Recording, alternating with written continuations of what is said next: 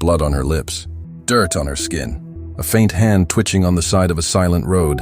Dante slammed the brakes, headlights cutting through the fog. And there she was, barely breathing, her torn, sleeveless top clinging to her like the last thread of life itself. He rushed out, heart pounding, eyes locking on the bruises that told a story too cruel for words. When she finally whispered something, his blood ran cold. If you want to know what she said and what Dante did next, like, share, and subscribe.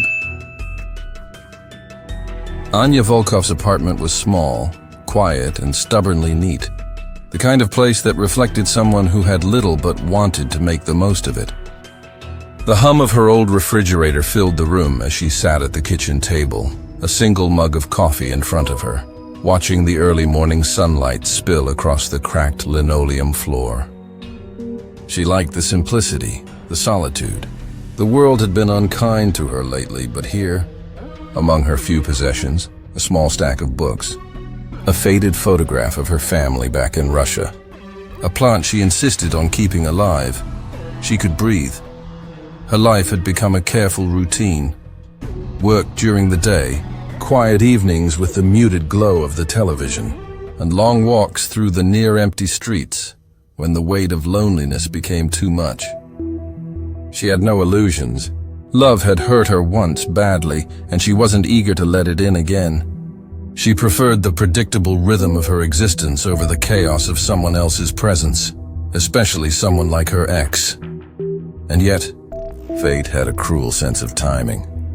It started with a knock at the door, faint but insistent. She hesitated, her heart rate rising despite herself. Her apartment door squeaked as it opened to reveal him, her ex, slouched, reeking of alcohol, a faint red glow on his cheeks. His eyes were glossy, mouth curling into a grin that didn't reach them. "Anya," he slurred, voice rough with drink. "I've been thinking. We need to talk." She stepped back instinctively, shaking her head. "There's nothing to talk about. I told you. It's over." His grin faltered, replaced by a tightening of the jaw. "You don't get it. I've changed. I can fix this." "We can fix what?" Her voice was sharper now, trembling not from fear, but from the memory of the betrayal. "You cheated on me. You lied. And now you come back drunk thinking I'll just, what? Forgive you?" He staggered forward, grabbing her arm roughly. "Don't make me do something we'll regret." She wrenched free, stumbling back. Her heart pounded, blood rushing in her ears. She had tried to prepare herself for his anger, but nothing had prepared her for the sheer intensity of it. His hands shook as much as his voice, a violent storm behind the drunken facade. "You think you can just leave me?" He spat, eyes wild. "You think you're better than me?" Anya's back hit the wall. Her apartment felt suddenly too small, the air thick with tension. She tried to reason with him, to calm him, to make him see sense, but it was useless. The man who had once smiled at her over candlelight dinners, whispered promises, and stolen kisses was gone, replaced by someone she barely recognized. The struggle escalated, his movements fueled by anger and drink. She tried to shield herself, raising her arms as he shoved her toward the corner of the room. Every hit and shove left bruises that would bloom in the days to come, reminders of the chaos that had once been love. And then, mercifully, after what felt like hours but was only minutes, he seemed to realize that she would not submit. That realization brought a dangerous calm. "Fine," he muttered, voice low, eyes dark. "If I can't have you, nobody will." Before she could react, he grabbed her coat, dragging her out the door. The street outside was empty, the night air cold and unforgiving. The world felt distant as he yanked her toward his car, shoving her inside. Anya's limbs were heavy, her breath ragged. Panic surged through her in waves, each heartbeat louder than the last. She tried to reason with him, plead anything, but he ignored her, eyes locked on the road as if she were already gone in his mind. Minutes later, the car stopped near a desolate stretch of road, the kind that seemed forgotten by the city itself. He shoved her out violently, the asphalt scraping against her skin as she landed hard. He leaned down, face twisted in malice, before turning and driving away, tires kicking up dirt and gravel. The sound faded, leaving her in the silence of the night, the cold seeping into her bones. She lay there, unable to move fully, bruises blooming across her arms and face, her sleeveless top torn in places. Tears stung her eyes, not from the pain alone, but from the utter helplessness of it. Her body shook, but somewhere deep inside, a stubborn ember of will kept her alive. She had survived betrayal, humiliation, and now this. She would survive this too, but she wasn't sure how. Somewhere on the same road, fate was moving in a different lane. Dante Cross leaned back in the leather seat of his black luxury car, the quiet hum of the engine comforting in its familiarity. He was heading home after a late meeting, a rare night when the city felt slower, calmer, like the world had finally given him a pause. His mind wandered to the deals he had sealed, the men who owed him loyalty, the empire he was slowly but steadily building. Nothing stirred the usual sense of urgency or danger.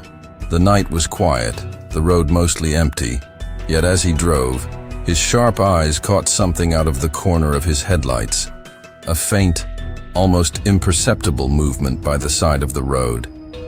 He slowed, instinct taking over. In his line of work, he had seen plenty of things that made lesser men look away, but there was something about this twitch, this subtle movement in the dark that made him stop. The car doors opened, leather squeaking under his weight, and he stepped into the cold night, the glow of his headlights illuminating the scene ahead.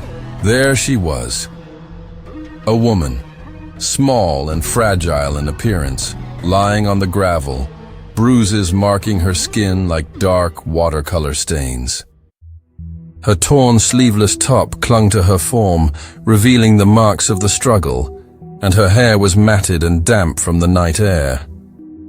She shivered, lips cracked, hand twitching once more as if reaching for life itself. Dante knelt beside her carefully, assessing without panic.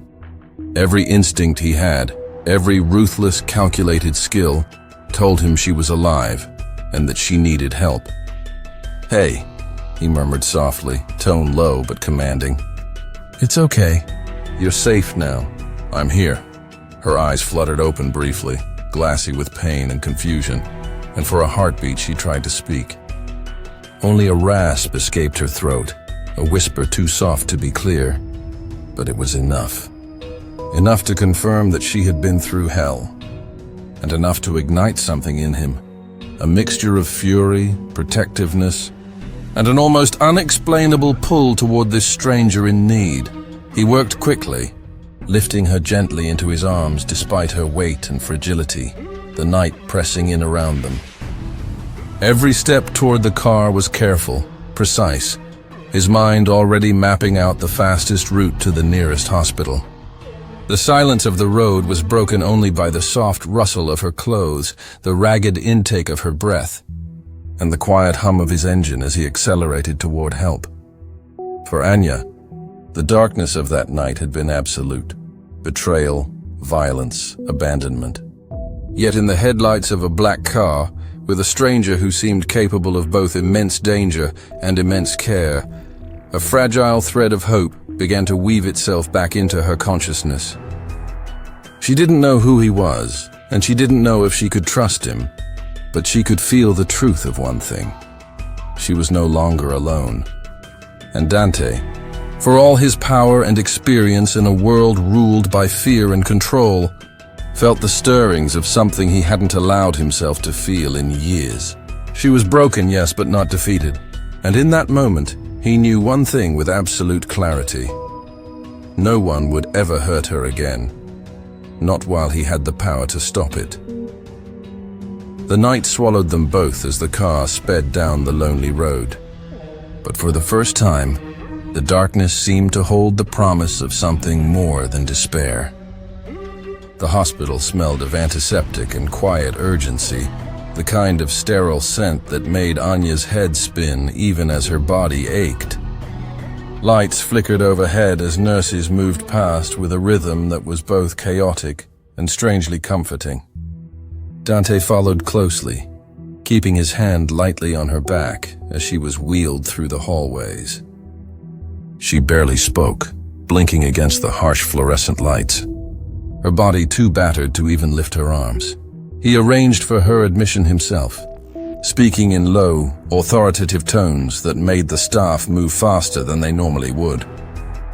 "She's stable, but she needs constant monitoring. I'll cover any costs," he said, handing over a card without waiting for questions. No one dared to argue. His presence alone carried weight. Once she was settled in a private room, Dante lingered outside the door, pacing with the patience of a man used to waiting for things to unfold on his terms. He didn't need to speak to the nurses. He already knew she was in capable hands. What he didn't know yet was how fragile she was, not just physically but emotionally.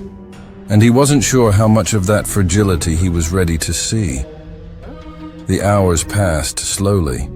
She drifted in and out of consciousness, murmuring fragments of dreams or fears, her voice so soft that even Dante had to lean close to catch it. And when she did wake fully, the first thing she saw was the stranger who had saved her from a roadside that could have been her grave. Who are you?" Her voice trembled, hoarse from screaming and crying and lack of sleep. "Dante," he said simply, offering a faint smile that didn't quite reach his eyes. "You're safe now. That's all that matters." She swallowed hard, trying to comprehend her situation. Her apartment, her life, all that she had clung to in a world that had been cruel. It seemed impossibly far away. She wanted to speak of her ex, the man who had betrayed her, beaten her, and left her to die. But the words stuck, tangled in her throat with shame and fear.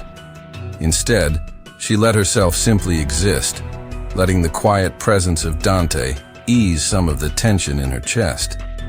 Days passed in a blur of nurses' visits, pain medication, and Dante's constant vigilance. He brought her blankets, food, books, small comforts that showed he understood more than just her injuries. She noticed the careful attention in the way he adjusted her pillows, the way he watched for signs of pain before she had to ask. He didn't ask questions unless necessary, letting her heal at her own pace. And slowly, impossibly, she began to trust him. One afternoon, when the late sunlight filtered through the blinds and painted the room in golden streaks, she found herself speaking for the first time about him. The man who had attacked her, the ex who had ruined her sense of safety. Her voice was shaky, punctuated with tears she couldn't hold back.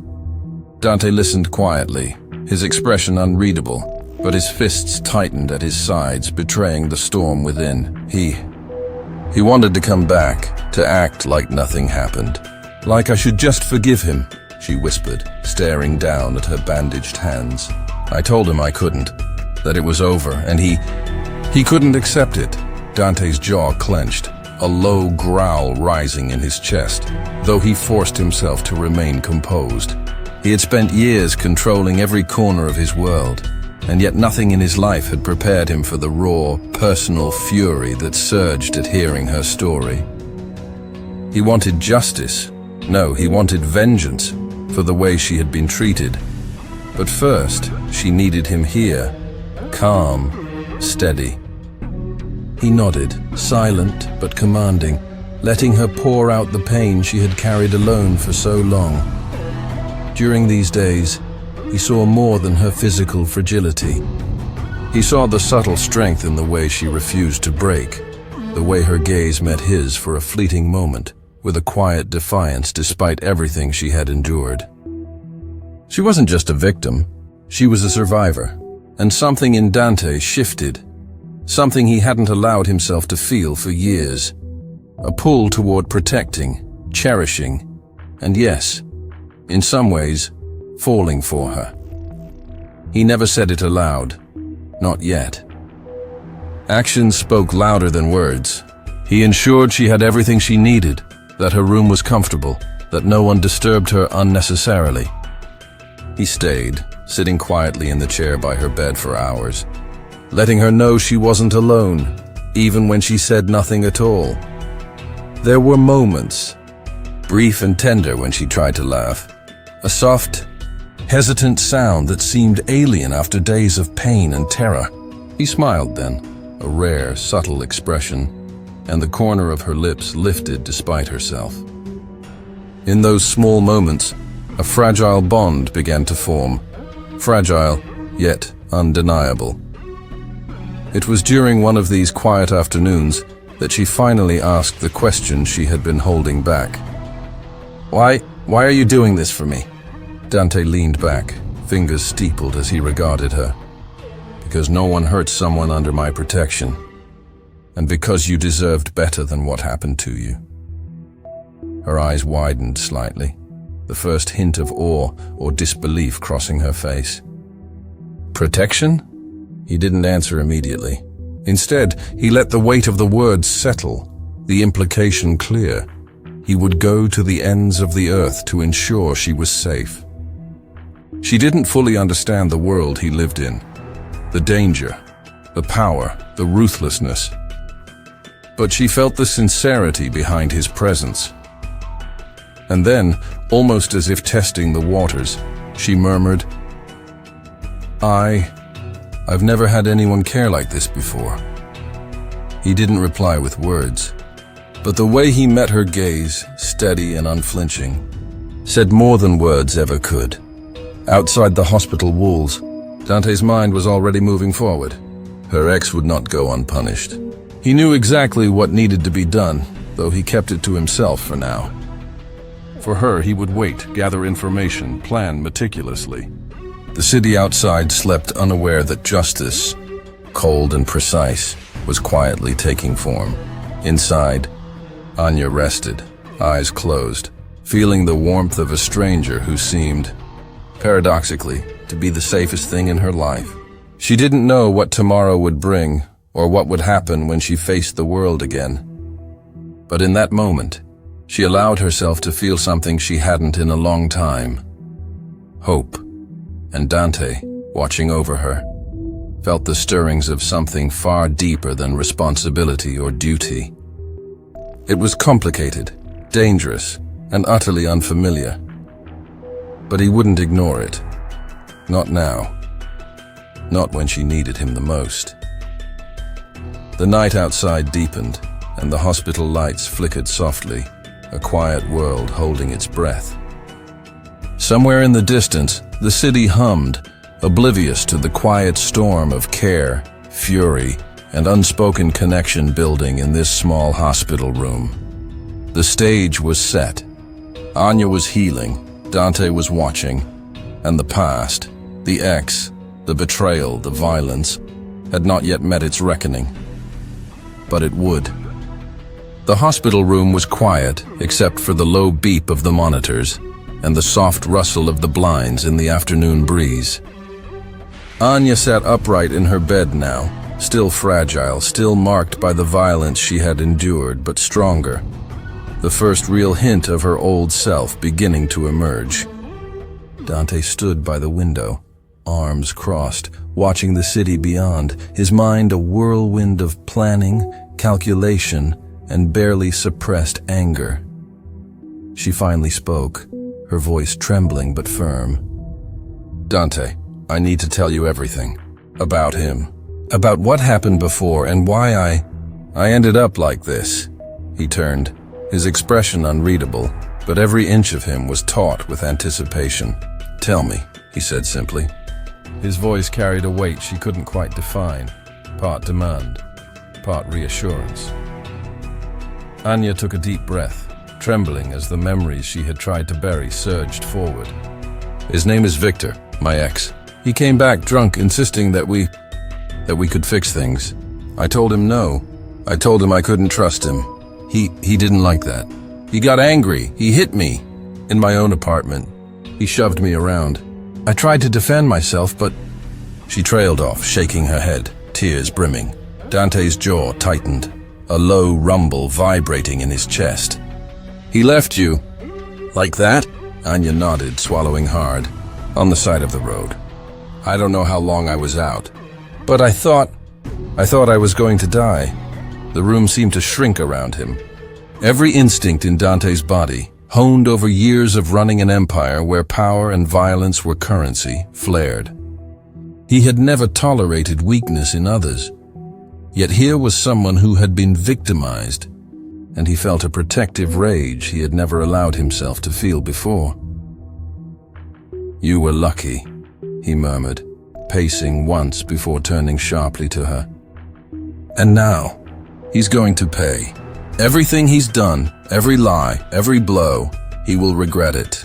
I will make sure of it." Anya looked at him, awe and fear mingling in her expression. "Dante, it's not worth it. He's dangerous." "You don't have to," but he ignored her.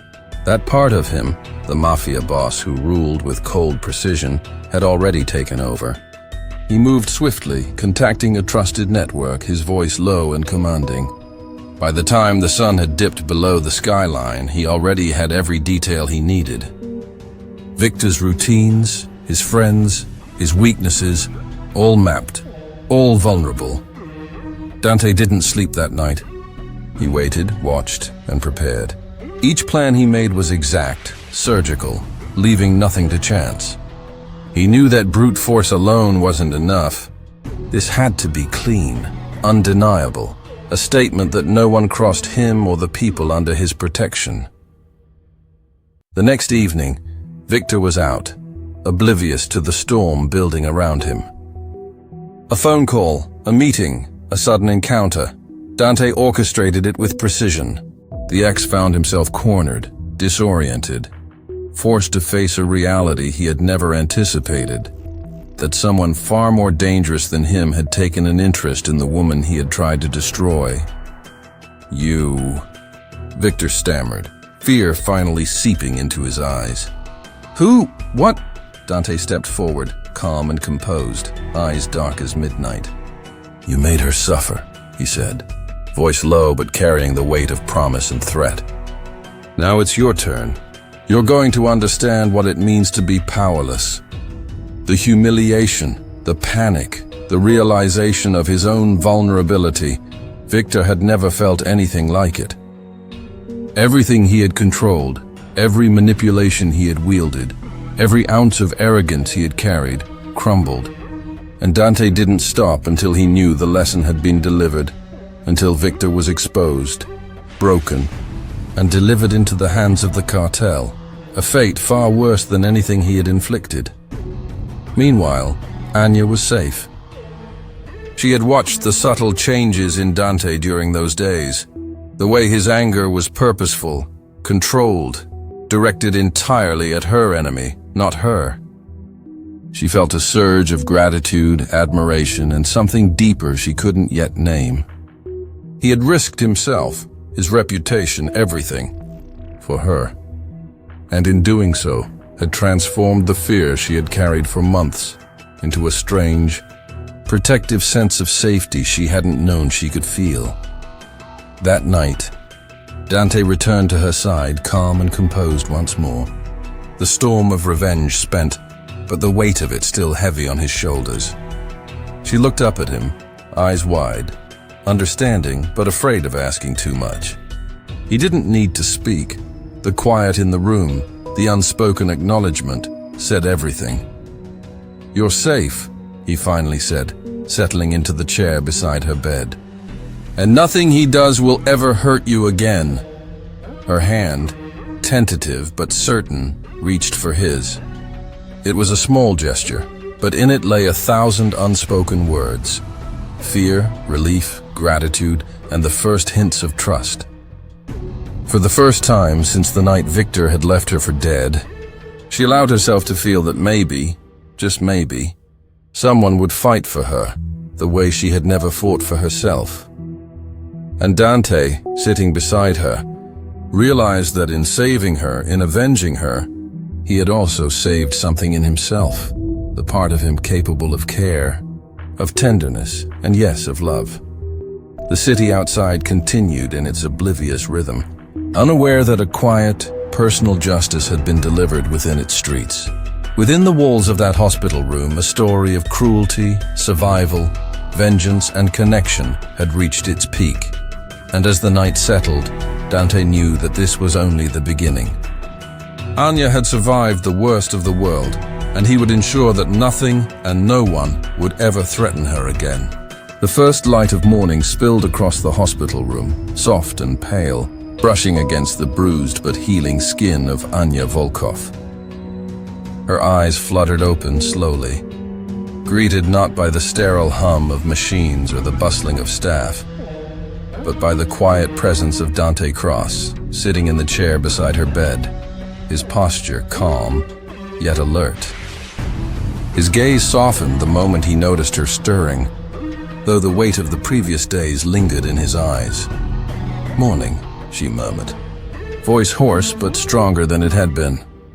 "Morning," he replied, leaning forward slightly. His tone carried a warmth she wasn't used to hearing. Careful, patient, protective. "How are you feeling?" She attempted a small smile, the first one that felt genuine since the attack. "Better, I think." Her eyes drifted down to her bandaged arms, to the marks still visible, and a shiver ran through her. "Still healing," he nodded, silently acknowledging the truth of her words. He hadn't just saved her from the roadside. He had shielded her from fear, from isolation, from the world that had turned so cruelly against her. He had been there for every step of her recovery, ensuring she had what she needed, but never smothering, never demanding. In that careful balance, a trust had formed, unspoken but solid. Over the following days, Anya's strength grew. Each morning she could sit up for longer periods, walk a few steps without assistance, and speak without wincing. Dante remained a constant presence, often silently observing, sometimes engaging in light conversation that distracted her from the memory of the violence she had endured.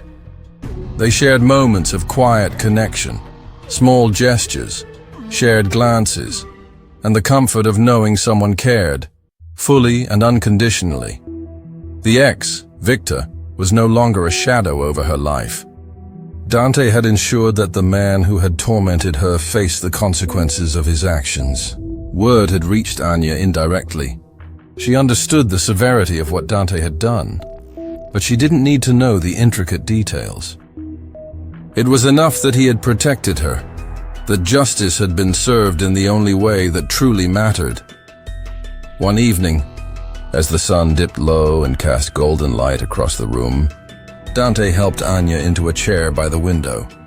The breeze carried the faint smell of the city, distant and indifferent, yet here in this quiet space, it felt different, safer, almost like a small promise of normalcy. "You've come a long way," he said, his voice calm, but carrying the weight of genuine admiration. Anya looked at him, meeting his gaze steadily this time. I couldn't have done it without you," she admitted, the words simple yet profound. For the first time, she allowed herself to acknowledge the depth of gratitude, and something more, something she hadn't dared to feel until now. Dante leaned back, considering her. "You're stronger than you know," he said. "Stronger than anyone I've met, and I'm not letting anyone ever hurt you again." She smiled faintly, the curve of her lips fragile, but filled with hope. The fear that had haunted her for months was still present, yes, but it had less power now. She could breathe again, slowly, fully, and with the quiet realization that she was no longer alone. Days turned into weeks. Her body healed, and with each healed bruise, each regained strength, she felt more like herself. Dante's influence was subtle but constant. He never overstepped, never pressured. But the sense of security he provided allowed her to reclaim a part of her life she had thought lost. Their interactions grew warmer, more natural, a quiet camaraderie blossoming into something deeper. though unspoken, on one particular evening. As the city outside glowed with lights reflecting in the glass, Anya turned to Dante. "Thank you," she said softly, "for everything.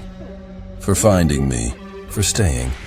He looked at her, the faintest hint of a smile crossing his features. "You didn't need saving," he replied carefully. "You just needed someone to make sure you could survive being left behind." Her eyes softened, understanding the depth of his meaning. It wasn't just about the physical act of saving her. It was about protection, about respect, about recognizing her resilience and responding with care rather than control. And in that moment, the bond between them shifted subtly, from protector and protected to something more, a shared understanding, a fragile intimacy born out of survival, trust, and mutual recognition. It was not flashy, not dramatic, but steady and real, like the slow dawn of something lasting. Dante stayed with her until she could walk confidently on her own, then ensured she had a safe place to live, independent yet secure. She resumed her modest life, now infused with the quiet assurance that someone watched over her from the shadows, always ready to intervene if danger ever approached. They did not speak of love directly, not yet. There was no rush, no declaration. Their connection was built in glances, in gestures, in moments where silence spoke louder than words. She had survived betrayal, violence, and near death. He had protected, avenged, and witnessed her resilience. And between them grew a quiet understanding that some things did not need to be rushed, that trust and care were stronger than passion or impulse. As Anya stood by the window one morning, looking out at the city streets below, she felt the warmth of sunlight on her face and the steadiness of Dante's presence beside her. The past had left its marks, yes, but the future, uncertain, fragile, and full of possibilities, felt hers to claim, and Dante, watching her quietly, felt a rare and unguarded peace. In saving her, he had found a purpose beyond power and control, a reason to protect, care, and perhaps one day, to love. The world outside would continue its chaos, its noise, its indifference. But in this quiet room, two people who had been broken by different forces had found a measure of safety, healing, and the possibility of something more. The chapter of pain and vengeance had ended. What came next was theirs to navigate together, slowly, cautiously, but with hope. The kind of hope that comes only from surviving the worst and knowing that, at last, someone has your back.